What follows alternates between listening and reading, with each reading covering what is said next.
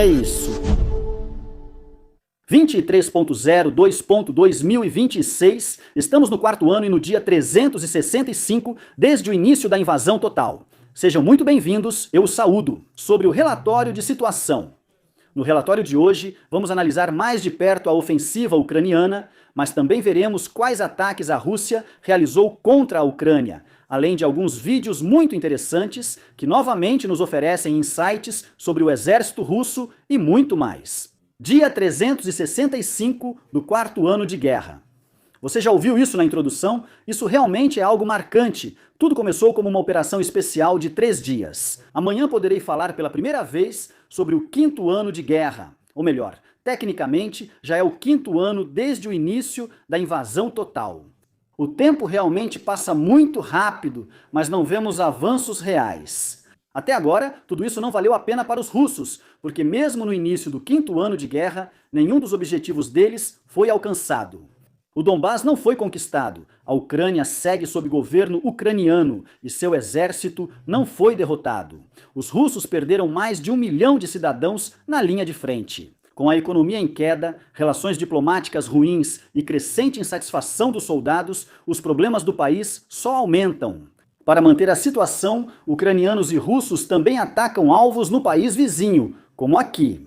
A dimensão do incêndio na estação de bombeamento de petróleo Kalashkino, na região russa do Tartaristão, é realmente significativa. Após o ataque noturno, a instalação continua em chamas e ainda não conseguiu ser apagada. Densas nuvens de fumaça ainda são visíveis, o que indica focos de incêndio persistentes ou combustíveis queimando. Estações de bombeamento como essas são pontos centrais na rede de oleodutos. Elas mantêm a pressão, controlam o fluxo e garantem o encaminhamento do petróleo bruto em direção às refinarias ou terminais de exportação. Quando uma estação dessas falha, só pode operar de forma limitada ou, como neste caso, para completamente. Isso não afeta apenas localmente, mas pode desacelerar ou até paralisar cadeias inteiras de transporte. O mais importante não é o impacto visual do fogo, mas sim a questão estrutural. As instalações de superfície foram afetadas ou também bombas, controle e fornecimento de energia?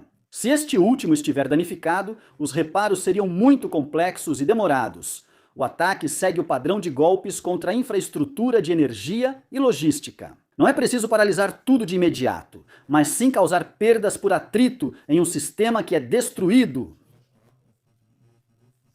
A defesa antiaérea russa, em Belgorod, segue ativa pouco antes do quinto ano de guerra e ainda está funcionando. Embora tenham conseguido interceptar vários drones e mísseis, muitos projéteis ainda atingiram seus alvos. Como resultado, houve quedas de energia em larga escala em todo o distrito. No céu, viam-se claramente rastros da defesa antiaérea enfrentando mísseis que se aproximavam. Logo após, ouviram-se várias explosões e mais algumas em seguida. Apesar da defesa ativa, algumas ameaças não foram neutralizadas. Especialmente em regiões próximas à fronteira, como Belgorod, isso mostra novamente um problema central. Mesmo uma alta taxa de interceptação não significa automaticamente proteção total. Mesmo alguns poucos ataques que conseguem passar já são suficientes para afetar de forma significativa infraestruturas críticas, como redes de energia elétrica. Vamos dar uma olhada em um lugar muito interessante na linha de frente, justamente onde atualmente está acontecendo uma pequena contraofensiva local das Forças Armadas ucranianas. A guerra não é travada apenas no céu, na água e em terra, mas também no espaço da informação e no ciberespaço. E aqui a Rússia usa novamente uma arma muito poderosa, que eles dominam muito bem e eu diria até que já aperfeiçoaram. Não estou falando de ataques de hackers ou de uma forte guerra eletrônica, mas sim de desinformação na internet. Eles são verdadeiros mestres nisso. Quero dizer, olhe para a nossa população alemã. Poderíamos pensar que os alemães, ou até mesmo os europeus, são um pouco mais instruídos do que o resto do mundo. Como a educação aqui é acessível e gratuita, muitos têm chance de receber ensino de alta qualidade. Mas quando vejo quantos caem na narrativa russa ou em desinformação óbvia, percebo que para alguns a educação não foi apenas gratuita, mas sim em vão. E a Rússia apostou totalmente nisso, e eles fazem isso extremamente bem. Existem 2 tipos de desinformação. Uma é a desinformação no sentido de convencer cidadãos de outros países, por exemplo, afirmando que nunca deveria ter havido uma expansão para o leste da OTAN, pois isso teria sido acordado entre a OTAN e a União Soviética, o que é, claro, uma besteira absoluta, como o próprio Gorbachev já disse. Ou tentar colocar a culpa dessa guerra na Ucrânia. Tudo que vai nessa direção se refere mais aos cidadãos de outros países, para que eles sejam contra as medidas de apoio de seus respectivos países à Ucrânia.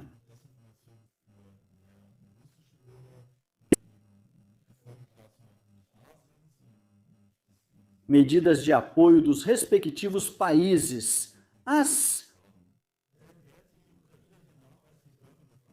Ou seja, a Rússia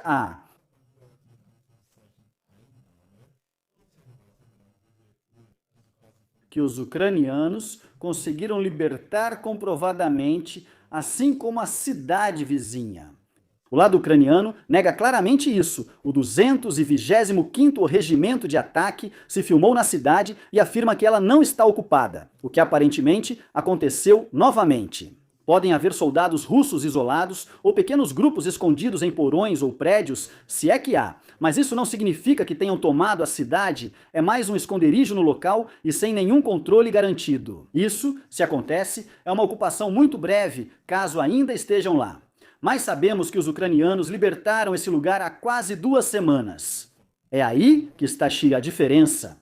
Tomar um local é garantir posições, controlar acessos, assegurar abastecimento, trazer tropas e, idealmente, filmar no centro da cidade sem risco de ser morto, caso haja homens escondidos. Ou talvez nem estejam lá, apenas relatando a tomada. Militarmente, isso não é avanço, mas um problema a resolver, para colocar de forma um pouco macabra. O que importa é quem consegue aguentar ali de forma permanente. E quem parece não conseguir isso agora nessa região é a Rússia, o que é difícil de imaginar, já que os russos seguem atacando ao sul, em Juliapoli, tentando avançar mais para o oeste. Ao mesmo tempo, eles também precisam repelir vários ataques ucranianos aqui. É praticamente impossível ou impensável que nessa área, onde só conseguiram avançar com grupos muito pequenos ou destacamentos, consigam obter qualquer ganho ou manter vilarejos, se os ucranianos trouxeram uma força militar maior para cá. No final das contas, é aqui que está acontecendo a luta, nesta região. Na verdade, ontem eu expliquei isso de forma bem detalhada, quais são os objetivos, mas hoje vamos aprofundar um pouco mais. Eu praticamente não vou repetir nada do que falei ontem. Então, se você não acompanhou ontem, é só assistir ao relatório de ontem novamente. Não seria justo com os demais espectadores explicar a situação novamente por mais 6 ou 7 minutos. No final das contas, aqui o agrupamento ucraniano Sul está lutando contra o grupo de exército russo Vostok, que é composto por partes do 36º Exército. O principal atacante ucraniano é a 95ª Brigada de Paraquedistas, que está principalmente lutando contra posições na 37ª Brigada de Fuzileiros das Forças Armadas Russas, que aqui defende uma cadeia de colinas. O foco dos combates está em torno da elevação 134 que fica aqui. Lá existe uma base russa, que é taticamente muito importante. Tropas de assalto desmontadas da 95ª. A brigada tenta há dias tomar essa posição, mas até agora sem sucesso. Se conseguirem capturá-la, o caminho em direção a Uzbenivka se abriria. Isso significa que se conquistarem essa posição muito importante e essa colina muito importante, poderão continuar avançando para o sudeste para libertar a próxima grande localidade dessa região. Estamos falando de Uzbenivka, e se conquistarem Uzbenivka, poderão avançar por aqui. Ou seja, nessas linhas de defesa com trincheiras antitanque, que eles perderam em setembro. Eles atacam não só nesse ponto, mas também aqui, na altura da 167 colina. Lá é o seguinte, o 186º, o Regimento de Proteção do lado russo, está defendendo isso. Essa é justamente o eixo secundário de ataque do comando da 95ª Brigada. O que mais podemos dizer aqui sobre a elevação 134 Se essa também for conquistada, não é só que eles poderão avançar em direção a Uzbenívica, mas também terão a vantagem de que as posições russas que ainda estão aqui em cima provavelmente terão que ser abandonadas. Ou serão cercadas, o que também seria significativo para os ucranianos. Isso significa que aqui realmente há um foco muito grande, algo que os russos defendem a todo custo, porque eles mesmos sabem o quão importante é essa posição aqui. E o grande objetivo geral, no final, será alcançar novamente esta linha aqui e, na melhor das hipóteses, voltar a controlá-la. Fora isso, temos aqui mais uma conquista, ou seja, Verbub agora está sob controle ucraniano. Você pode ver isso você mesmo no mapa de situação. Também temos aqui uma imagem de um ataque de drone russo contra soldados que estão ao sul de Verbub. Isso significa que os ucranianos já estão ao redor do local ou já o conquistaram. Mas o que não temos são provas sobre Stepov e Berezov. Apesar de relatarem que foram conquistadas hoje, não recebi comprovação e não posso atualizar meu mapa de situação. Bem, o ataque ucraniano está mais direcionado para esta direção, em direção a Rybne. E lá, como já percebemos, os ataques vêm acontecendo há dias para conquistar essa elevação, mas não há realmente um progresso visível. Ou seja, o avanço está um pouco travado devido às posições elevadas russas que estão realmente muito bem preparadas. No eixo secundário, em direção à elevação 167, há de fato avanços, mas em um terreno que continua sendo fortemente disputado. O fator decisivo segue sendo se a Ucrânia tomará uma das elevações dominantes. Só então a situação operacional mudará de forma perceptível. As linhas nas proximidades dessa antiga linha de defesa serão elevadas ou abrirão caminho em direção a essa linha de defesa. E se eles controlarem essas áreas, poderão abastecê-las e enviar suprimentos para lá. Assim como novos soldados, que a partir dali terão inicialmente uma grande e perceptível dominância sobre a área ao redor e poderão então continuar novos ataques em direção a essa linha. Você quer ver uma verdadeira camaradagem? 2 soldados russos andam em um telhado e vem um drone prestes a atacar. Eles rapidamente tentam entrar no prédio. Um deles entra e fecha a porta, deixando o companheiro ser atingido pelo drone. Camaradagem que marca e permanece. Mas é assim mesmo quando se está no país vizinho só por causa do dinheiro. Camaradagem não se desenvolve só por estar na mesma área, mas sim através de treinamento e união. Quando se teve apenas um treinamento curto, de uma semana, e desde então está lutando sozinho na linha de frente para sobreviver até o próximo pagamento, obviamente se sacrifica facilmente outro compatriota na esperança de receber mais um mês de salário. O que, claro, é realmente lamentável. Isso também beneficia a Ucrânia, já que eles conhecem a situação do exército russo. Durante a noite, a Rússia fez novo ataque massivo de mísseis e drones à Ucrânia.